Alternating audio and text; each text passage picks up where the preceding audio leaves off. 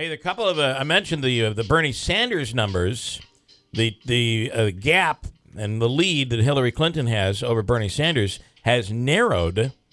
Listen, that is also true for Donald Trump. The gap has narrowed. Yeah. And Cruz has taken over. What's his name there? Kasich. Kasich is his name, who will be at MVCC later on today. But Kasich is now in third place. Cruz, it's still double digits, but I think it's like right now it's like 46-26 that Trump leads Cruz. Well, the important thing, though, is the fact that obviously Trump is under 50. Whether it's 49-20, you're right. You know, and that's all what that they're matters. Trying to do, and that's why it seemed that Cruz had given up on New York, but now he's back. Yeah, and that's kind of that is kind of interesting, I'd say. But you're right. If it's under 50%, if it's over 50%, if Trump gets over 50, he gets all of the delegates. If it's under 50, they get split up a little bit. Yeah. So that'll be interesting to see. Willie Waffle is on right now. Good morning, Willie. Hey, as long as we're talking a little politics, you got to be feeling it down in Binghamton, right? Well, Ted Cruz is in town this morning doing one of those town halls. I think it's going to be on the Fox News channel tonight.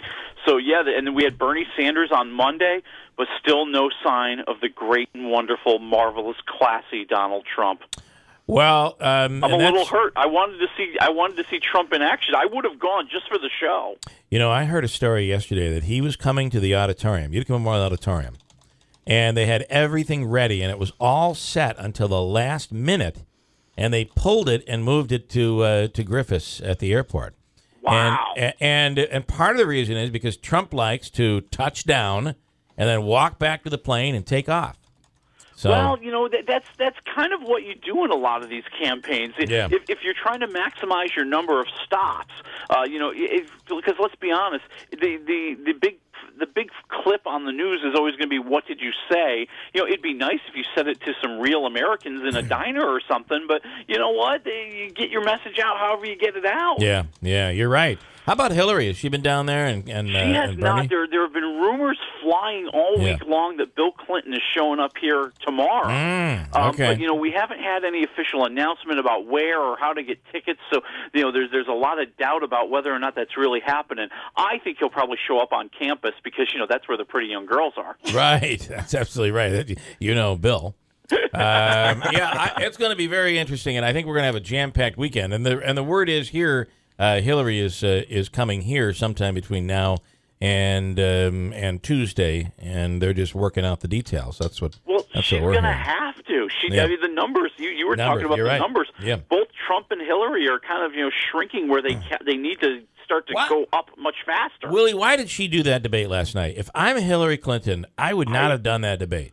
I agree. If I was a candidate right now, I would just say we're done with debates. Yeah. We've debated a billion times. Yep. There's nothing more to say. I think she did the debate because it was New York.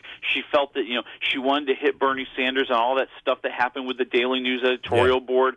And we're done with the debates. And the problem is no one watches the debates except for the media, and then they report on it and play the clips. And, one of the clips that is going to be played all over today is people chanting. Now, they say it was about 50-50, Bernie people and Hillary people in the audience in Brooklyn last night. But what you're going to see is the chanting, Bernie. And that's the clip that's going to keep showing. And there's no good that comes out of that for Hillary, who was up by double digits, and now it's close again. Yeah, it's kind of close for her. I agree with you. I think maybe she did the debate because she didn't want to be seen as ducking the debate. Yeah, I think she felt like she had to, but it was a bad decision. I think it was a mistake. But who knows? What do I know? Nothing, clearly. All right, especially when it comes to movies. Kevin Costner has a new movie out. And, oh, God, yeah. It's called Criminal. And this is the one where he just growls his way through the movie like he's doing a bad Batman impression. He plays this psychopath who's in like a maximum security prison, and he's being used for a CIA experiment because Ryan Reynolds is a CIA agent over in London. He's been killed, and the agency needs important information that he had to stop a catastrophe. So they implant his CIA skills, his CIA knowledge, and all of his memories into Kevin Costner, hoping that Kevin Costner will just tell them what they need to know. Yeah, usually psychopaths don't do that. Right. Right. So what do you how do you feel about this one? It's ridiculous. It really is just a boring, flat movie. There's a lot of action, but you just don't care. There's nothing meaningful going on in this film. There's nothing grabbing your attention. There's no character you're really rooting for. You got Tommy Lee Jones here playing the doctor at the who's working for the CIA, who does the experiment, and he's just sleepwalking his way through. You got Gary Oldman, who's playing like the head of the agency over in London, and he's screaming and yelling his way through because, darn it, he's just trying to save the world. And then they get it all icky and emotional because, he starts to remember everything about Ryan Reynolds' wonderful wife and daughter, and the wife is played by Wonder Woman Gal Gadot. And those scenes are even more boring than the boring stuff that we see throughout the movie. So this one, and you ever notice how Kevin Costner, no matter what role he's playing, maybe we talked about this last week, he could be playing like a French guy. He'll wear the beret, but he is not going to do any accent. He is Kevin Costner, and that's how he talks. Yeah, I think that's pretty much the deal here. And in this movie, I think he did it just because he gets to act like an animal the entire time. He gets to curse. He gets to vent all of his anger. He gets to beat up people half his age. I think that's why he did it. Okay, what are you giving it? Half a waffle. Wow. Jungle Book, live-action version.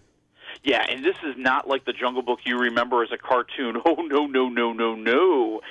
But it's really cool. It's very exciting. It's very action-packed. You've got this amazing cast of characters again. Idris Elba doing the voice of Shere Khan, the tiger that wants revenge by, let's just say, getting revenge on little Mowgli. And Ben Kingsley plays the panther Bagheera that wants to get Mowgli out of the jungle and back to human beings. And Bill Murray shows up as Baloo, the lovable sloth bear. And it really is just a reminder that everything in nature wants to kill you, okay? So you've got these thrilling chases. You've got these frightening scenes of battles and showdowns where characters are facing the ultimate demise. And then they start singing the bare necessities. What do you? Great delivery. It sounds like you really like this one, though. Yeah, I'm going to say 3.5 waffles. Right. They don't need to bring back the music from the other movie. It really is pandering. Yeah. Final one is Barbershop this weekend. The next cut. This is the Ice Cube, right?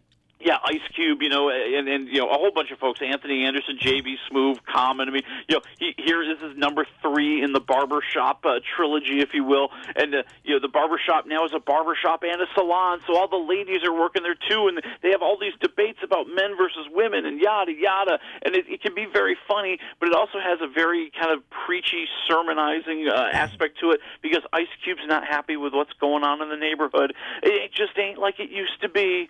So he wants to bring peace back by declaring a truce and everybody getting a free haircut for a weekend. Yeah.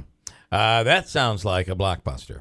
It can be funny. You've got Cedric the Entertainer. You've got J.B. Smoove. You've got Ice Cube. They're all very entertaining. They're very funny. Just it does get a little heavy-handed with the messaging. So I'm going to say 2 waffles out of 4. All right. So there you got at least the Jungle Book, and that is animated, right?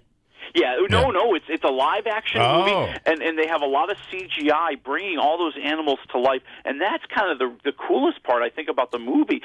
Seeing these computer images truly looking lifelike. You think you're looking at a tiger, you think you're looking at a snake, you think you're looking at wolves. Okay, well, that kind of works in a movie. There's no doubt about it. Willie Waffle. It's wafflemovies.com. Before you go to the movies, check out Willie's website. It will help you from making a bad decision. It will underwhelm you. Yeah. Just say it out loud. All right, Willie. Have a great week. We'll talk to you next week. All right, we'll talk to you next week. Quick break. It's 6:58 at WIBX.